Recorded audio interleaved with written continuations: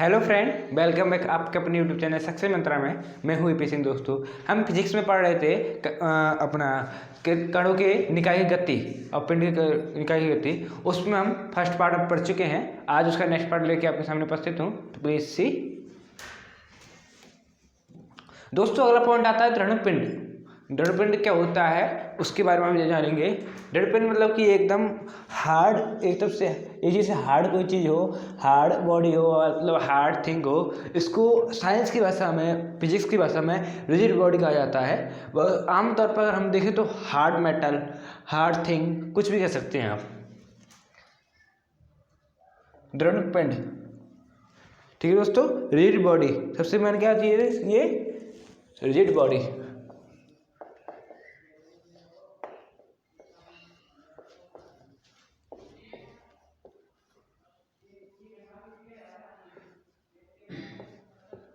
पिंड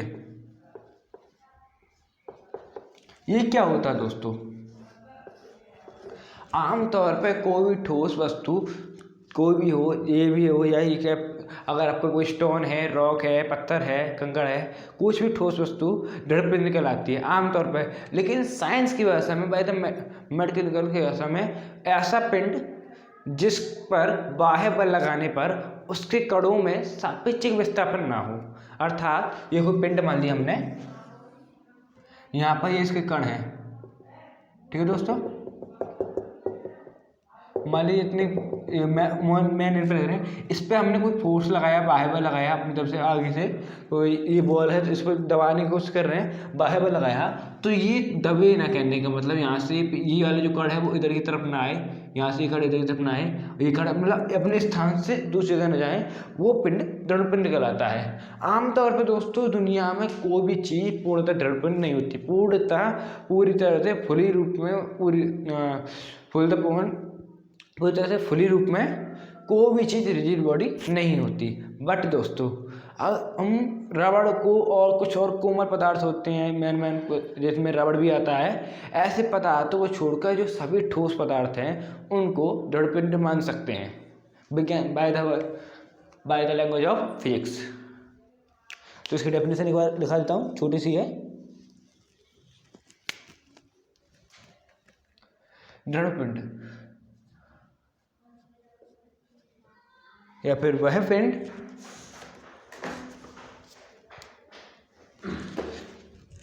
जब किसी पिंड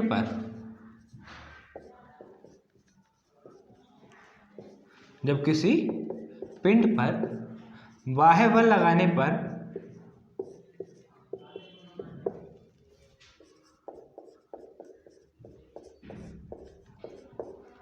उसके कणों के मध्य सापेक्षिक विस्थापन ना हो,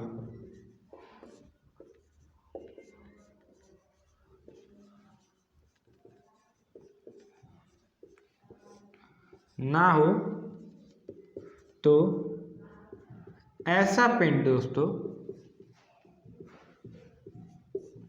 दृढ़ पिंड कहलाता है।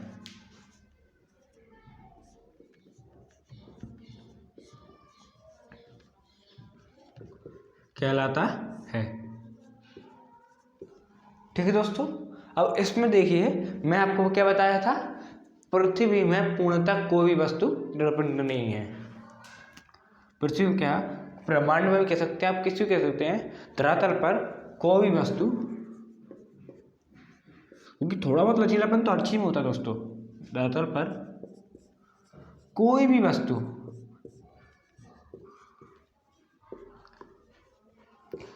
दृढ़ पिंड नहीं है।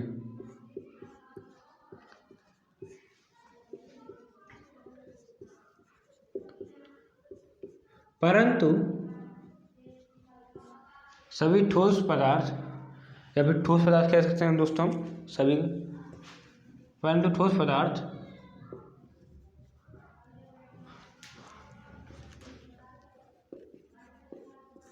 ब्रैकेट में रबड़ व कुछ कोमल पदार्थों को छोड़कर, रबड़ व कुछ अन्य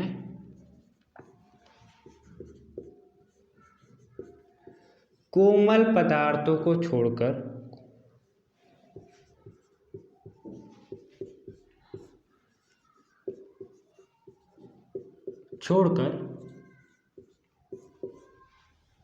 परंतु ठोस पदार्थ या फिर पदार्थों को लिखिए, क्योंकि कई सारे पदार्थों की बात हो रही है, एक पदार्थ की नहीं हो रही। पदार्थों को हम दृढ़ पिंड मान सकते हैं।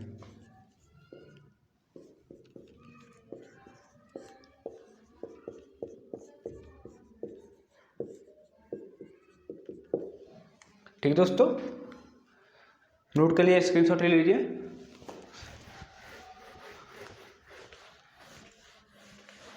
दोस्तों हैंड राइटिंग नोट बहुत इंपॉर्टेंट होती है हर समय। अगर आप हैंड राइटिंग से आप कुछ लिखोगे, बोल बोल के लिखोगे, तो ये आपके लिए बहुत फायदेमंद होगा, प्रोफेशनल होगा, एडवेंचर होगा दोस्तों। इससे आपको आगे दोबारा जब आप रिवाइज करोगे तो फर्स्ट सेकंड अटेम्प्ट में ही आपको याद हो जाएगा, ज़्यादा मेहनत करने की जरूरत नहीं पड़ेगी। दोस्तों कल एक चीज़ छूट गई थी, उसको लिखते हैं, पहले इसको कर लेता हूँ। द्रव्यमान केंद्र की गति क्या होती है? Motion of centre of mass.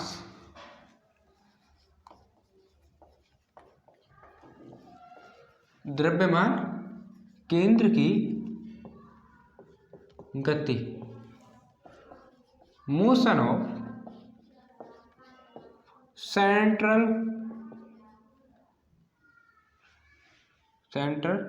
Motion of centre of mass.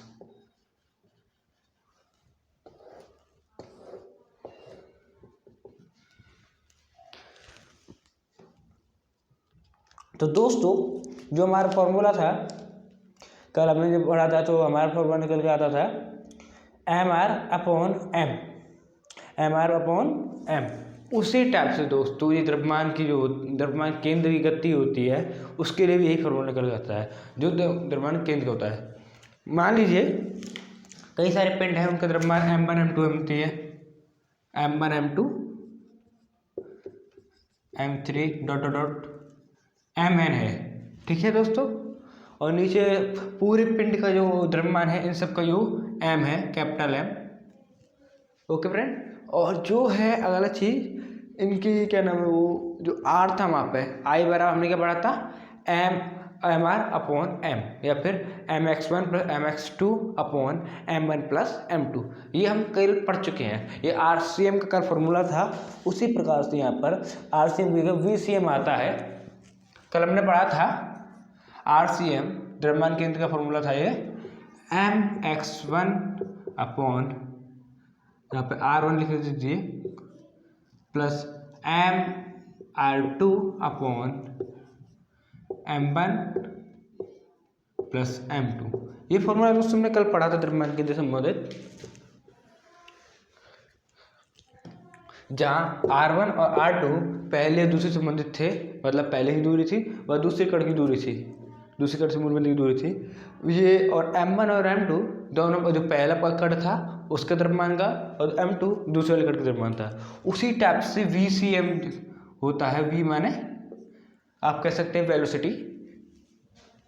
VCM = होता है m1 v1 + m2 v2 m1 + m2।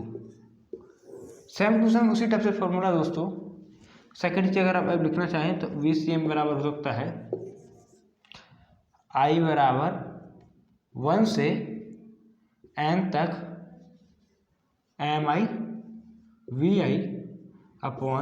Capital M। जहाँ कैपिटल M ये शो करता है कि जितने भी उसमें पदार्थ है, जितने द्रव्यमान है, उस पूरे के पिंड का द्रव्यमान।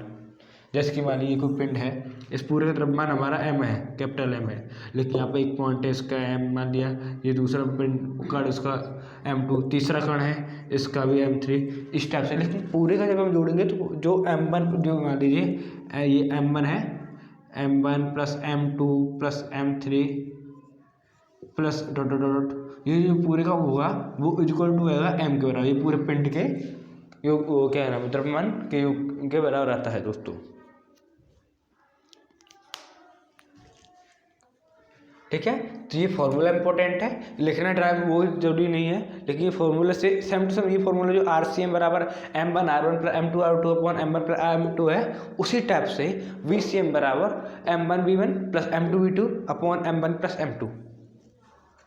सेम टू सेम अगर हमने सिग्मा के रूप में लेना है, एन के रूप में, i बराबर 1 से लेकर i बराबर n तक MI1 plus MIBY upon capital M, वो मैं समझा दिया आगे आपको। अब नीचे देखते हैं।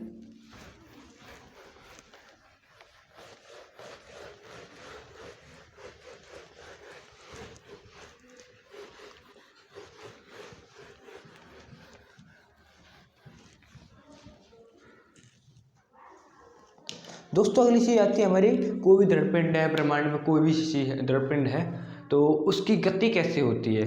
तो आप जानते हैं दोस्तों, दो पदार्थ होते हैं, उनकी गति, कोई भी पदार्थ हो उसकी गति दो प्रकार से होती है। एक ये पदार्थ है, इसको मैं यहाँ से लेके यहाँ पे लेके आया, इसका मतलब क्या हुआ, यहाँ से यहाँ तक आया, इसके ऊपर से लेके नीचे तक सभी भागों में गति हुई दोस्तों, इसमें भी गति हुई और इसमें भी गति हुई। ठीक है, तो यहाँ पर जो देखते हैं,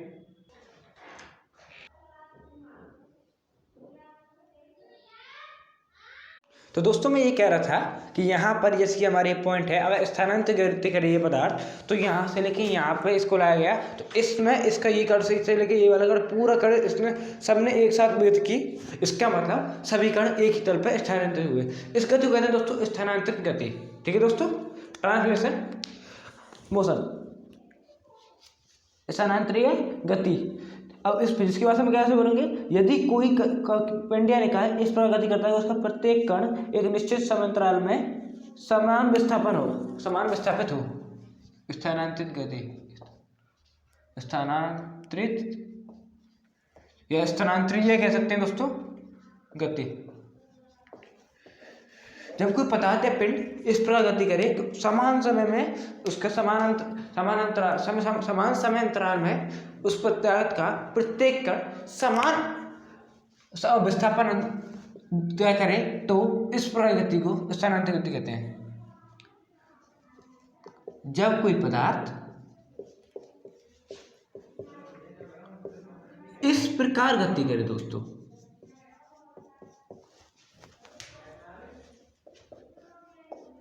गति करे कि देखो पदार्थ इस प्रकार गति करे कि समान समयांतराल में कह सकते हैं हम दोस्तों, समयांतराल उस पदार्थ का प्रत्येक कण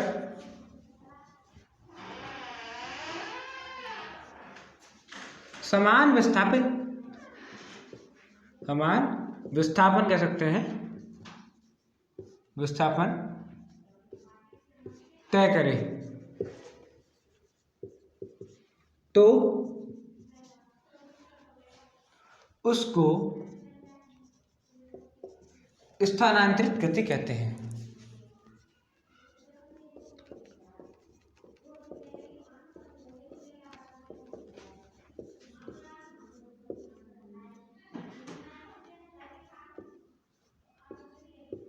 कहते हैं दोस्तों, ठीक है, मैं आपको समझा ही चुका हूं कैसे होता है। अब दूसरी पाई गति होती है दोस्तों कुछ इस टाइप की।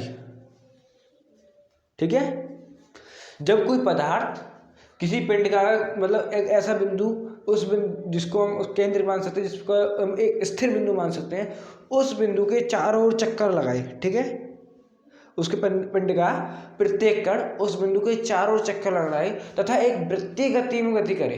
कैसी गति में? वृत्तीय गति टाइप में गति करे, तो इस प्रकार गति को हम क्या कहते हैं? घूर्णन गति कहते हैं दोस्तों। जैसे कोई लट्टू है घूमता, तो इस टाइप से घूमता है, अर्थात यहाँ पे अगर उसका केंद्र माना जाए दोस्तों, तो केंद्र के चारों तरफ भी घूम रहा है। एक बार पॉइंट पहले यहाँ पे था, अब यहाँ पे आ गया, फिर थोड़ी देर यहाँ पे, फिर थोड़ी देर बाद यहाँ पे, फिर दोबारा ये लौट के यहीं पे। इस टाइप से घड़ी की सुई हुई वो तो वृत्तीय गति हो जाएगी, लेकिन डायरेक्ट घूर्णन गति होती है वो इस टाइप से होती है कि जो लट्टू घूमता है हमारा, वो पहले यहाँ पर यहाँ वाला पॉइंट यहाँ पे पहुँचता है, फिर यहाँ पहुँचता है, फिर यहाँ पहुँचता है, दोबारा लौट के भी पाया जाता है। ठीक है, इस प्रगति को घूर्णन गति कहते हैं। उसके बारे में डेफिनेशन लिखाता हूँ। पहले इसको आपको बता देता हूँ। एग्जाम्पल इसका, किसी पिंड का समतल पर फिसलना। कैसे? समतल पर फिसलना।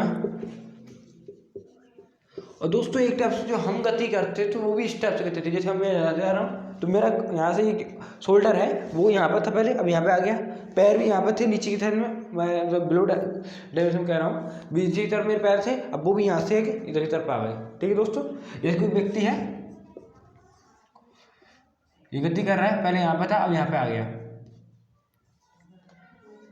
तो जितनी दूरी इसके पैर इस वाले पैर ने तय की उतनी दूरी इस वाले पैर ने तय की। जितना ये कोड था इससे यहाँ तक उतना ही वाला कोटा यहाँ से रहता। सही है, तो इसका मतलब क्या कह रहा है, इस बंदे का पूरा मतलब कि इस पिंड का, इस व्यक्ति का पूरा शरीर मतलब एक एक अंग भी गति किया इसके साथ साथ। तो इस प्रकार को कहते हैं स्थानांतर गति, अर्थात किसी व्यक्ति का चलना।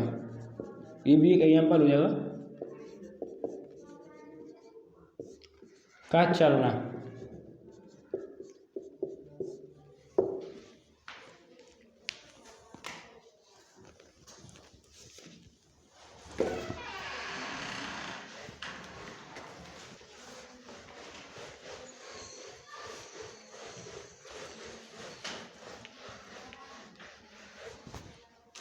दूसरी गति होती है वो दोस्तों होती है घूर्णन गति। जब कोई पिंड या निकाय किसी स्थिर अक्ष पर रहता है, इस प्रकार गति करे कि उसका प्रत्येक कण एक वृत्तीय गति करते हुए दिखाई दे।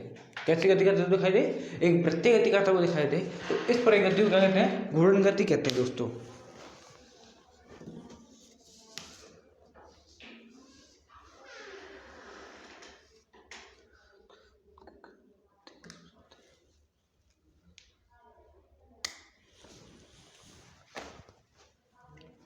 घूर्णन गति।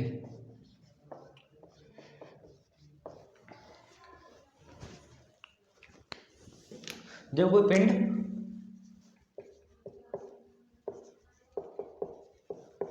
इस प्रकार गति करे, या निकाय कह सकते हैं, निकाय मतलब कि टोटल चीज होती है, इस प्रकार गति करे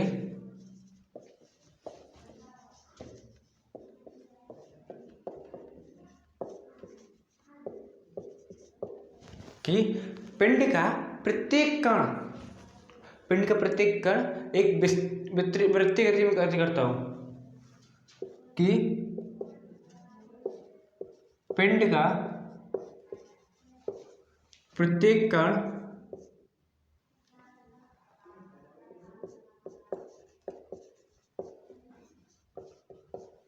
एक वृत्तीय पथ में गति करता हूं।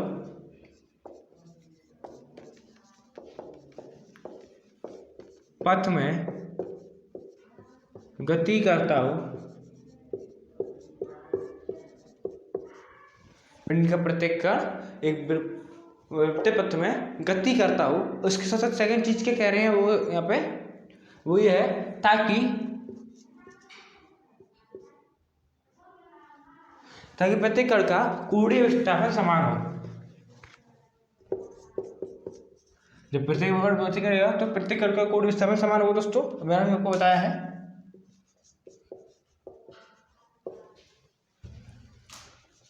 कण का कोणीय विस्थापन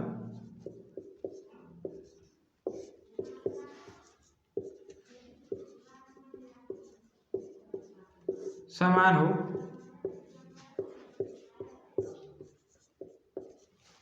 घूर्णन गति कहलाता है।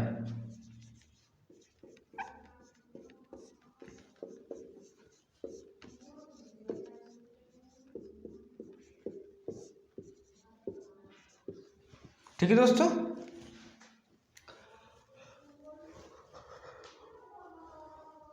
इसके एग्जाम्पल में क्या होगा?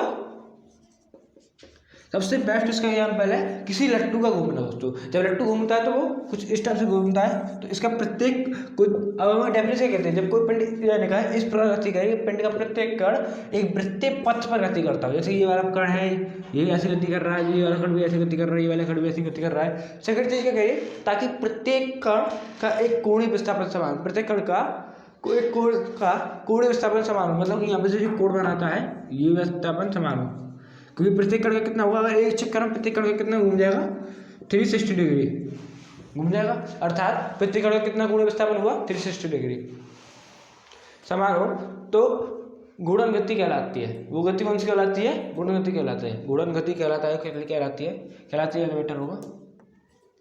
एग्जाम्पल लट्टू का घूमना,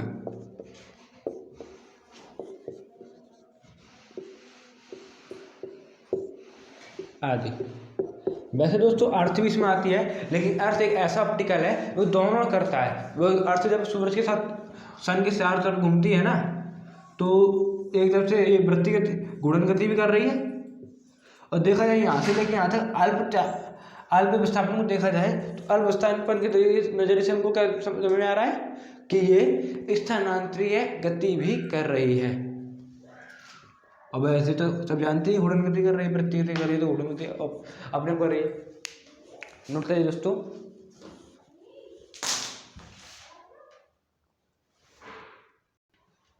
दोस्तों अगला पॉइंट आता है जो हमारा, वो आता है इसके फॉर्मूले से संबंधित। आप गति के फॉर्मूले पढ़ चुके होंगे दोस्तों, मतलब गति के जो समीकरण थे, न्यूटन की गति के समीकरण वो आप पढ़ चुके हैं। अब उन्हीं पर आधारित इसके भी उसी से संबंधित है, थोड़ा सा आसपास हल्की बहुत चेंजिंग है, बट जहाँ तक लगभग वही आता है।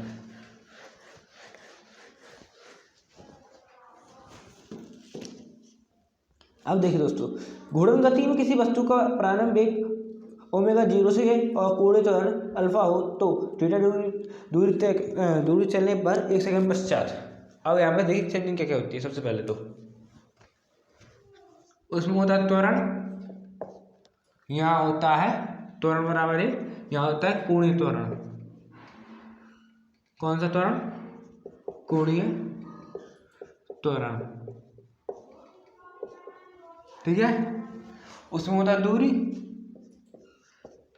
s, यहाँ वो भी होती है दूरी, लेकिन इसको थीटा से रिप्रेजेंट किया जाता है, इसको अल्फा से रिप्रेजेंट किया जाता है दोस्तों, ठीक है।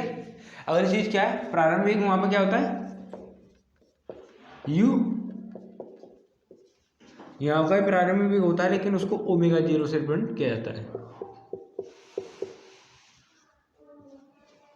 अंतिम वेग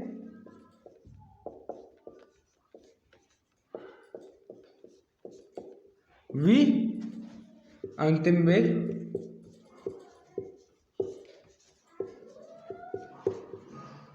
ओमेगा होता है समय, ठीक है दोस्तों। समय दोनों में सेकंड ही होता है, टी से रिप्रेजेंट किया जाता है, हम जानते ही हैं। अब इसके फॉर्मूले, इसका समीकरण बताइए, v बराबर u plus U T plus half T square S बराबर होता है, ठीक है।